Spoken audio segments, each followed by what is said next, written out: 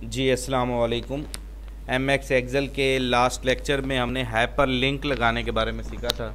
आज हम सीखेंगे टेक्स्ट बॉक्स बनाना हो तो वो कैसे बनाते हैं। तो सबसे पहले एमएक्स एक्सेल की शीट में आने के बाद ये नेक्स्ट बटन है टेक्स्ट बॉक्स। टेक्स्ट बॉक्स पे क्लिक करेंगे तो ये हमें एक बटन, एक ये एडिटिंग कर्सर टाइप ऑप्शन मिल चुका है। जितने एरिया को आप ड्रा करेंगे तो ये टेक्स्ट बॉक्स रेडी हो चुका है।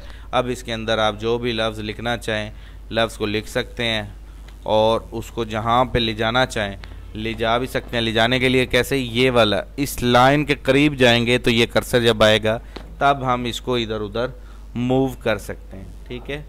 और इसको बड़ा या छोटा करना हो तो ये यहाँ से, छोटा करना हो तो ये यहाँ से। तो ये थोड़ा सा ज़्यादा हो गया छोटा, ये बराबर हो गया, ठीक है। इसको अब आपने जहाँ पे ले जाना हो वहाँ पे ले जाएं।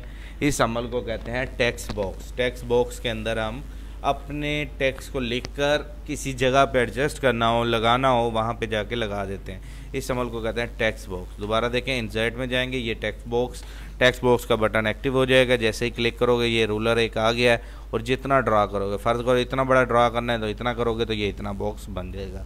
इस अमल को कहते हैं टेक्स्ट बॉक्स। उम्मीद करता हूँ आपको इस टेक्स्ट बॉक्स इन एक्सेल के बारे में समझ आ गई होगी। थैंक यू, अल्लाह हाफिज़।